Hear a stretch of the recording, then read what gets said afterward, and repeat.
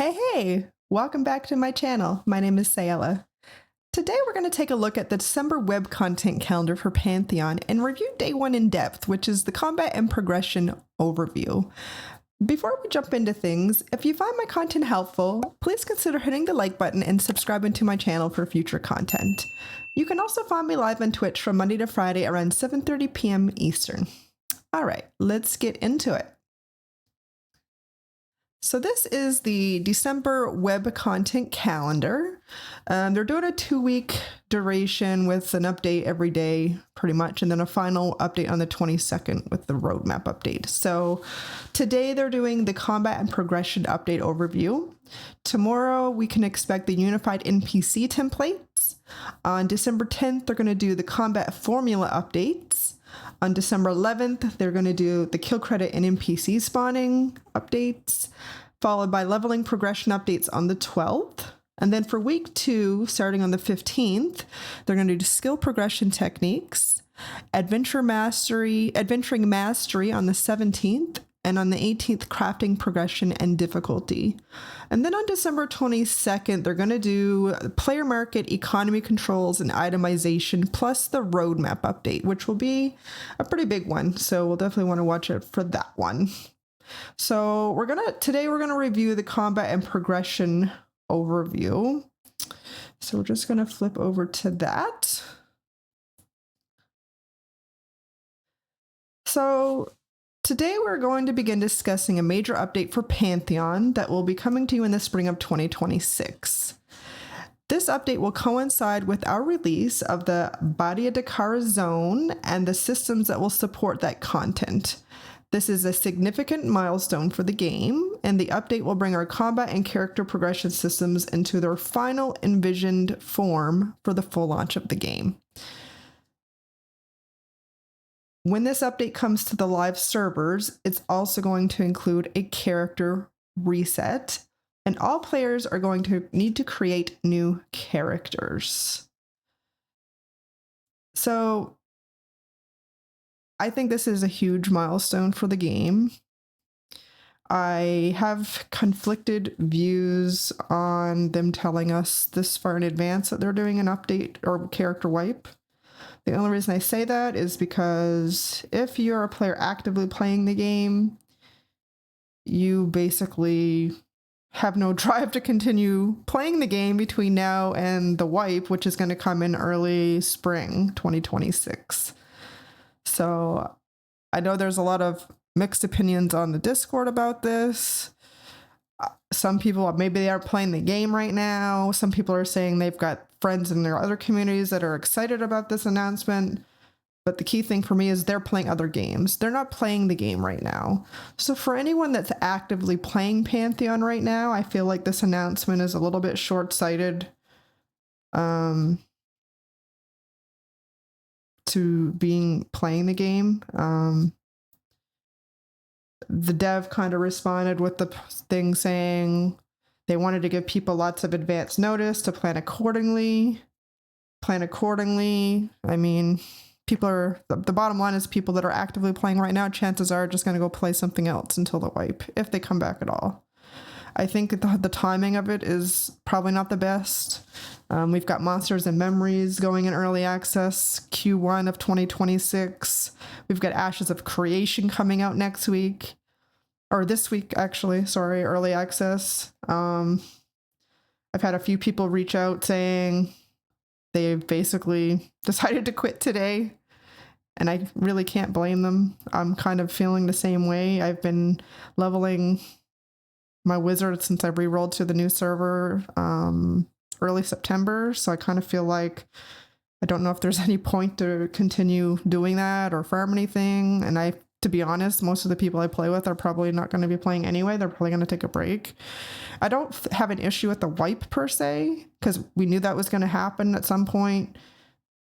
I thought it would probably happen before 1.0, but it looks like because of the big change in the systems, it's going to happen before then, and then again when it goes to 1.0, and that's fine. It is what it is. They're leading the charge with the development, so they're making those decisions.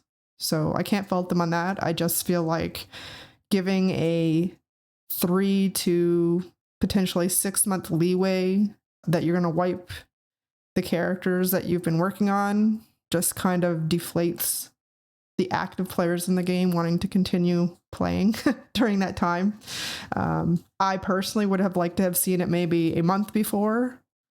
I think that would have been, at least people would have still been playing, but I think it's a big gap. So I think you're going to see a massive drop in the player population between now and when that wipe happens. But anyway, I digress. That is my opinion on the wipe. If you have comments or whatever, make sure you leave a comment in the comment section to tell me what you think about it. Yeah, so moving on. I'm not going to really focus on that too much more. So, combat and progression updates. Some of the combat updates, kind of talked about it in the other screen we had, so I won't go into that too much. So, combat updates. And I'm just going to read what's here, and then I'll maybe give my opinions on what I think about it or where I could see it going. Since the beginning of early access, we have been closely evaluating our combat systems and how players interact with those systems. Combat is core to the adventuring sphere of gameplay, and it's the primary activity that drives a large amount of adventuring character progress. When it comes to combat and combat challenges, we have a few important goals. There should be hard divides between solo, small group, and full group content. Groups of all sizes should be able to form more organically and have a rewarding experience in most content. I don't disagree with that. Solo combat with an individual NPC should feel more challenging than it does currently. To balance this out, players will have more tools to engage with content in unique ways, and the experience loot rewards of each fight will be increased. I don't think that's a bad change. Stuff's dying really quickly right now, so I don't think that's a bad change. As the intended level range of content, players should be capable of overcoming more challenging opponents through a combination of their skill with their class, the quality of their gear, the choices they made in character progression, level of preparation, overall game knowledge, and or joining forces with other players. Don't think that's a bad thing either. The challenge level of our adventuring content should scale in a way that solo and small groups have opportunities to progress their characters, challenge themselves, and have fun while experiencing a majority of the game's content. At the same time, full groups of capable players should be able to push deeper and further into every corner of the game's content. So to me, that sounds like, I'll use Helnir's Cave as an example. Maybe the beginning of Helnir's Cave, they'll have smaller groups will be able to complete that content. But if you were to, say, traverse deeper into Helnir's Cave, maybe Ghosts or a little bit further in, that'll probably be scaled more towards a full group where you're going to want some type of CC, maybe a puller, maybe both. Yeah, so I see where they're going with that. I don't think that's a bad thing. I think there's areas in the game right now that are kind of like that. I'll use Wild Bloods as the example.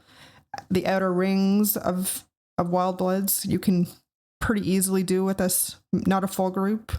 If you're going to traverse deeper in where the mob density is a little bit thicker, you're definitely going to want a full group for that. So they're kind of already doing that with some of the newer content they've added to the game, I feel like. So I don't have an issue with that. I think you should be able to do some stuff with a smaller group, because the reality is in a game like this where you have a tank, healer, CC to an extent type meta, you're not always going to be able to get those classes right away. So I think you should still be able to get some XP while you're kind of forming up your group. So I don't have an issue with that.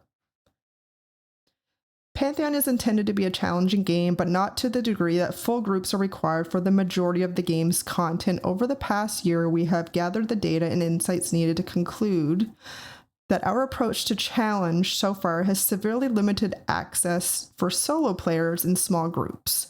Pantheon will always be a group-centric game, but as with many of the classic highly group-centric MMOs that inspire us, there will be plenty of room for solo players and small groups to enjoy our game's content as well.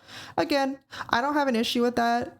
Forming a group can sometimes take time. Depending on what class you play, it could take longer to get into a group. So having something to do, I think keeps people in the game versus just logging out and going and doing something else. So I don't really have an issue with that. The time has come to put our core combat systems into their final launch-ready shape so we can begin polishing and refining the details. Here are some highlights. Instead of solo versus chevron NPCs, we will be unifying all NPCs to a singular NPC difficulty type, excluding named rares, slightly more challenging than normal NPCs, major bosses, and multi-group boss NPCs. The difficulty of a normal NPC after this change will be based heavily on its level compared to the player. When we want to further increase the challenge of a specific area, be it within a dungeon or a pocket of the overworld, we will rely on a combination of NPC density, synergy between different NPC types, and the environment itself. I don't think that's a bad thing either. I do think it will create more difficulty for some classes soloing, depending, but we'll see how they expand the classes' toolkits when they expand stuff in that area. The above change will create a more natural transition between soloing and grouping. With more players able to engage in more content, groups of all sizes will be able to form more naturally in proximity to the content. Time to kill for most NPCs will be increasing. Instead of the current often rapid rate of mowing down NPCs, combat will have a greater focus on sustainability, resource management, and time for each player to utilize more of their toolkit. In addition, experience gains will be adjusted to smooth out the leveling curve at low mid to mid level and grant more experience per kill to match the increased time to kill. I don't really have an issue with that either. I mean, a wizard with the rework, our cast times increased I won't say significantly, but they definitely increased. So in current content, I'm lucky to get, if it's a well-created group where your DPS is high, I'm lucky to get 1, maybe 2 nukes if I'm lucky off in a well-balanced DPS group.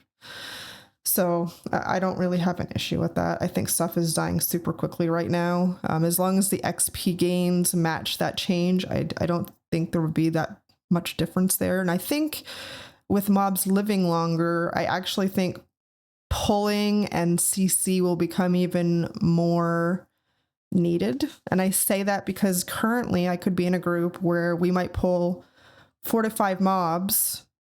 That's manageable without an enchanter if you have a couple of wizards or a necro or whatever in the group to root or whatever. But if the mobs are living longer, that's not going to be as reliable. And the only reason I say that is because root has a diminishing return. So you're not going to want to be bringing that many mobs in when it's taking double, potentially triple the time to kill than what it currently does. So I think you'd have to really rely more on properly pulling and CCing with those changes, which I don't think is a bad thing. I don't like just mowing through stuff either. It gets boring and monotonous. So classes having to actually utilize all the tools in their toolkit, I don't think is a bad thing. I just don't want them to overcomplicate it either, because that can also have the opposite effect where people get frustrated. So that'll kind of be, we'll see how it plays out, but I don't think it's overall a bad change. We will be transitioning to a first to engage model for kill credits to better handle situations where multiple players or groups are fighting NPCs in the same area. Note, we still plan for certain world bosses and special encounters to use the most damage done model for kill credit, specifically when we want direct competition to be part of the experience. I don't necessarily have an issue with this. However, there could be situations where you could have a rogue or stealth, I'll just use this as an example, and a group is going to engage maybe a name. It doesn't have to be, it just says world bosses and special encounters, but if it's just a regular name that a group is after, and you have a rogue that's laying in the wings and comes in and hits the mob first when the group's about to engage and gets credit, that could be an issue. I'm not entirely sure that I like that change. But I mean, neither system is perfect. You could have a group of higher DPS group come in and do the same thing to another group. So, I mean, there's pros and cons to both ways, I feel like. I don't know that either one are perfect. So we'll just have to kind of wait and see how that one plays out, I think. But anyway, if you have comments on that, definitely let me know. Adventuring progression updates. Along with the updates to combat, we are finalizing our adventuring progression systems. The focus and goal of this update is to refine existing systems and introduce new pathways for horizontal character progression to complement the existing vertical progression through levels and item upgrades. Our goals for adventuring progression are as follows. A player should have both vertical and horizontal forms of progression available for them to pursue as they play. Through mastery, leveling up skills, weapon choice, acquiring and choosing techniques, and other means, players should be able to shape their character's playstyle and focus within their chosen class. I don't think that's a bad thing. I love being able to customize how I play. I feel like right now everybody's kind of playing one way for their class, but the other side of that is that we're going to pick whatever is going to maximize. I mean, from my point of view, I have been typically playing DPS. So I'm going to pick whichever path is going to get me the most DPS. So in the end, I say that I like having the flexibility, but at the end of the day, depending on your play style, if the goal is to do the most damage, chances are those people are still going to be doing similar things. So it doesn't really matter how many different ways you give us to do things. If at the end of the day, one particular path gives us more than another path, you're going to choose the one that gives you the most damage at the end of the day. It's the same for tanking. Whatever tanking spec gives you the most balance of defensives and threat, and that's the path you're going to take. I mean, what choice do you have?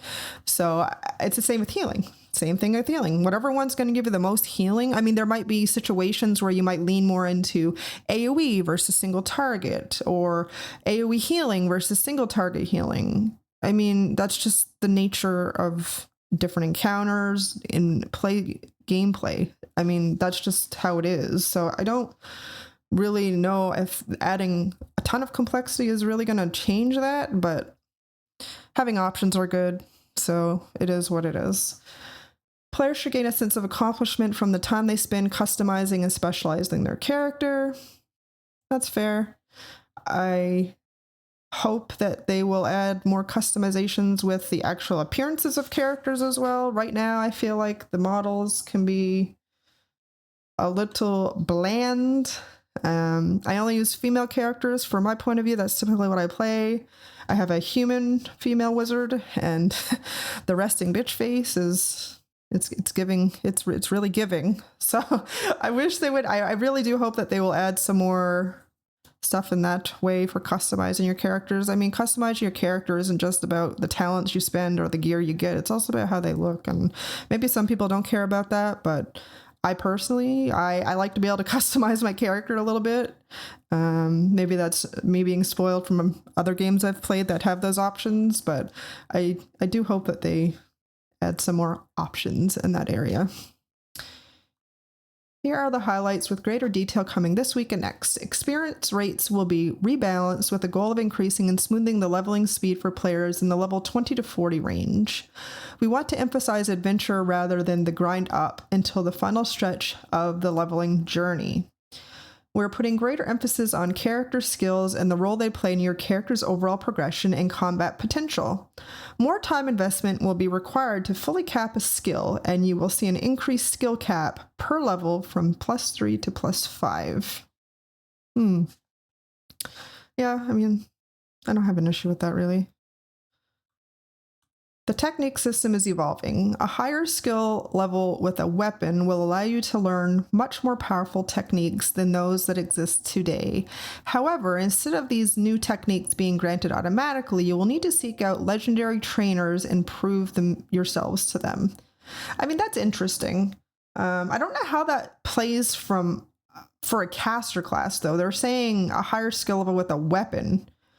I don't melee as a wizard, so my weapon skill would be low. So I hope they're not leaning into having casters have to melee to maximize their output, because if I wanted to do that, I would just play a melee. That's just my opinion on that. And it's very vague, so I guess we'll have to wait and see when that system is put into what they really mean. I do like that you have to visit a trainer and prove yourself to them. I just hope it's not going to be through melee combat, because that seems silly from a caster perspective. But anyway, techniques being granted automatically was also always seemed a little strange to me, so I'm happy they're kind of moving away from that. Yeah, and I hope they put the level on the techniques going forward, because right now, if you look at your spell book, you can't tell what level you got the techniques at. It's kind of confusing. So yeah, I hope they add that as well going forward. We are enabling the final version of the Adventuring Mastery system. As you level and as you complete other accomplishments within the game, you will earn mastery points.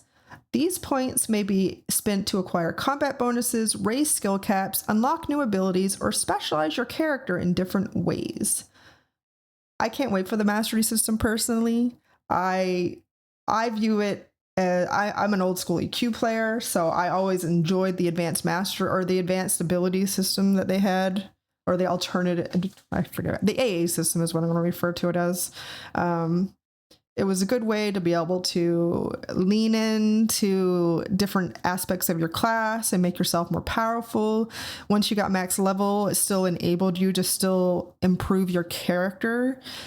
I will say this though, and I'm just referencing EQ here as a point of reference. The AA system did get a little bloated over the years.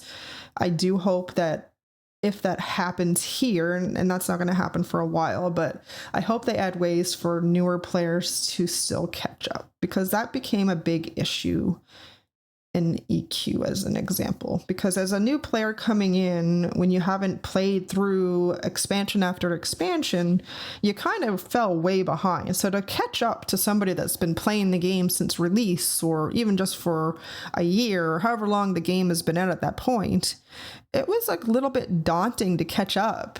So EQ had added a system where it would just, when you got to certain levels, it would grant you so many abilities depending on where the game was, right? So I think that's just things to keep in mind as a game progresses and gets older and more mature.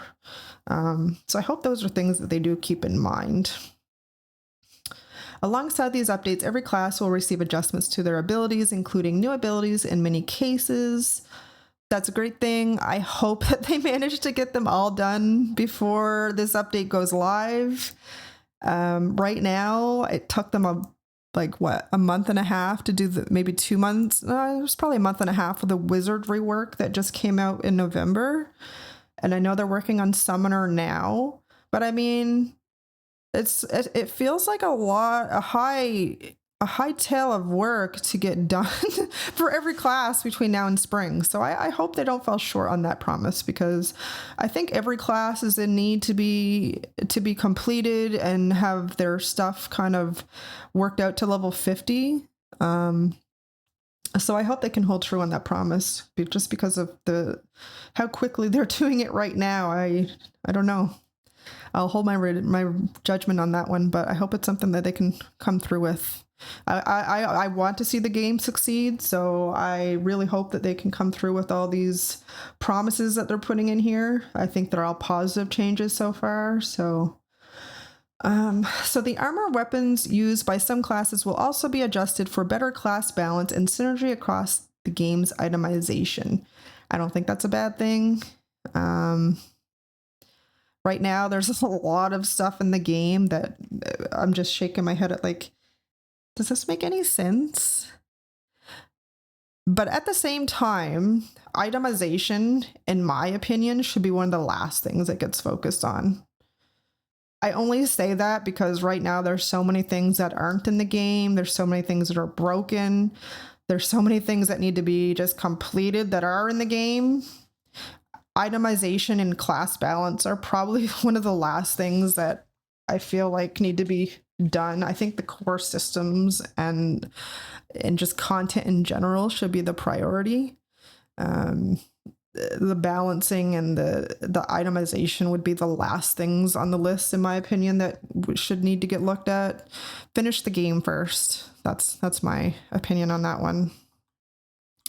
Crafting and economy updates. In addition to our focus on adventuring progression, we are taking this opportunity to bring in some long-awaited components of the crafting sphere of gameplay and some changes designed to help protect, support, and enhance economic activity within the game. Here are the highlights. The crafting and gathering profession system, or professions, will be fully implemented. Players will be able to earn experience and gain levels in crafting and gathering fully independent of their adventuring progression. Seems pretty straightforward, like other MMOs. A difficulty system will be added for crafting. More difficult crafts will have a higher chance to fail, potentially costing time and materials, but also yield greater experience when they succeed.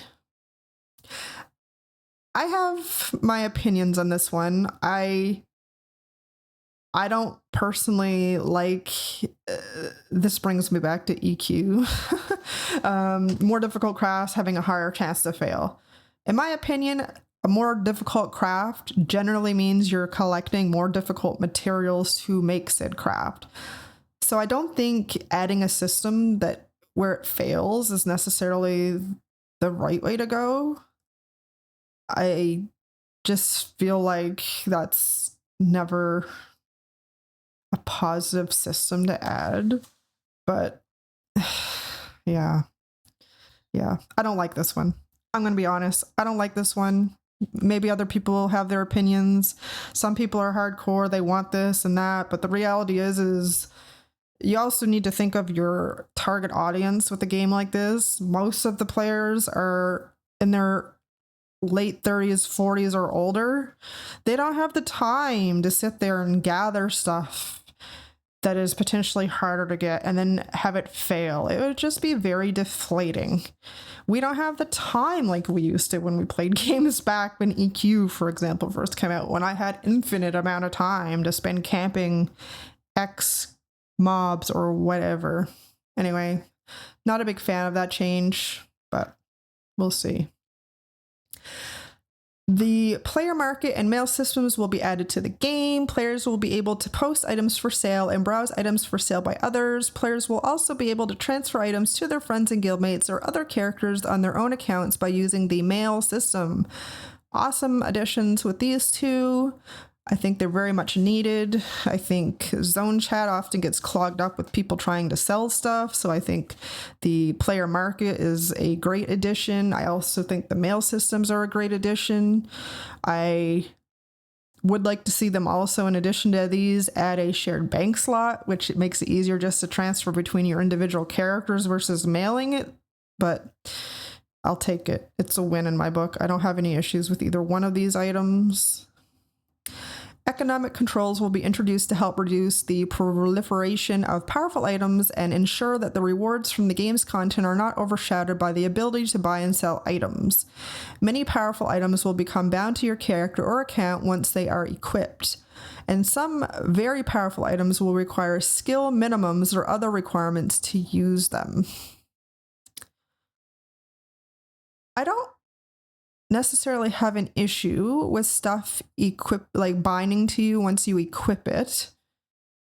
I'm not entirely sure about the powerful items will require skill minimums or other requirements to use them. I'm not really sure what that means.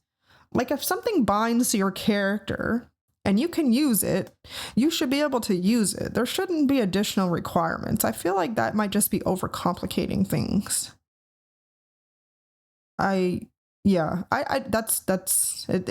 we'll have to see what they mean by that, because it's kind of vague.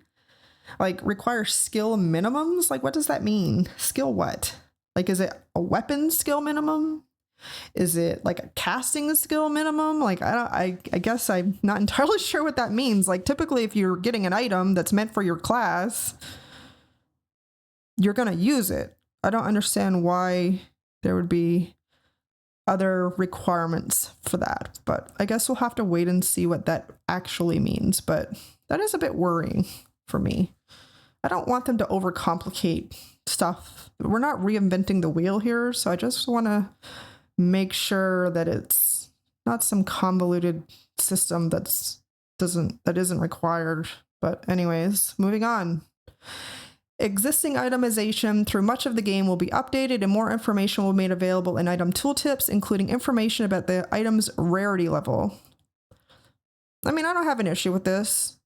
It is leaning into the WoW things a little bit, like with rarity levels, like where they have colored items. I don't know if they'll go to that extent, but I mean, usually it's pretty easy to tell if an item is more rare by how hard it is to get usually, but I guess we'll have to wait and see. Either way, I don't have an issue with it either way. I think more information is better than no information. I also hope they add the ability to link items in chat as well, because right now it's kind of a pain when something drops. You're having to type out what the stats are and who can wear it. So I hope that is also added as well. How and when is this all happening? Okay. We are targeting the combat and progression update and character reset for spring of 2026. The exact date is not yet determined because we will first be introducing a public test realm to allow everyone to test these updates and provide feedback prior to them moving out to the regular play servers. That test realm will be open to any player with an active account in good standing, and we encourage all of you to jump in when the time comes and share your feedback with us. The test realm will come online as soon as we have most of the new systems in place and working, so that we can gather extensive data and feedback before we deploy these changes to our live servers. I am totally in favor of a PTR server. I think being able to test stuff before it goes live is never a bad thing. I think that will also help players find bugs that can get fixed before it makes it to live servers. I don't think they really have a huge QA team, if they have one at all. So I think players having more people to test content and find bugs is never a bad thing. So I think that's a positive change that they're going to bring on a test realm. No negatives there. In conclusion, as we mentioned at the beginning, we will be releasing new developer diaries almost every day for the next 2 weeks with additional information on the spring 2026 update. This update is a big milestone for us. It will be our final launch-ready state for these systems, bearing any tuning changes based on player feedback, and we will finally have all the different aspects of our adventuring progression in the game and functional. We hope you will be excited by everything we have in store for you. Be sure to check back tomorrow as we dive into the details of the unified NPC templates and what those will mean for combat in Pantheon. So I think overall, I don't have any issues with anything here. I mean, there's a few items that they didn't really give a whole lot of details on that I suspect we'll get more on as the updates come out in the next 2 weeks. But I think the biggest thing for me is the leeway time that they gave telling us about the wipe. That's the biggest contention point for me. As an active player of Pantheon, like I play every day pretty much, I feel like reading that today kind of was deflating for me as a player, only because like I'm excited for the updates, don't get me wrong. But it's deflating to know, like, basically, we all know there was wipes coming. I'm not saying that wasn't going to happen. That's fine. But for me personally, I would have rather have had a month notice versus 3 to 5 or 6 months, depending on when that happens. Because at this point, I don't really have any drive to really want to play. So, and I think there's a lot of other players that feel the same way. So I do feel like the player population, which was going pretty strong, I feel like since the last patch came out, like it was been really easy to find, most of the time easy to find groups. There's been a healthy amount of players looking for group. There's been looking for more in the group for groups. So I feel like that's really it's going to really cause some pain points with that announcement today for any players that have been active in the game. Now, I know there's a lot of players that haven't played in months and aren't playing. And maybe they don't care, but it is a little deflating as a player who has been actively playing Pantheon for a couple months now. I mean, I've been playing since early access launched, but I did take a break from April till around September, mostly because my computer was giving me some issues with the game. But yeah, anyway, I will leave it at that. If you have any opinions or questions, feel free to drop them in the comments, or you can also join my stream. I don't know if I'll be streaming Pantheon as much going forward until that reset happens, just because, like I said, it is a little bit deflating to know that it's all going to get reset and I can't do anything about it, and it is what it is. But wanting to continue leveling at this point doesn't seem to make any sense. But let me know what your feelings are on that in the comments, or stop by the stream. And if you do find if you find the content helpful, be sure to like and subscribe to the channel so you know when future content comes out. And until then, you guys have a wonderful day, have a happy holiday, and we will see you next time. Bye.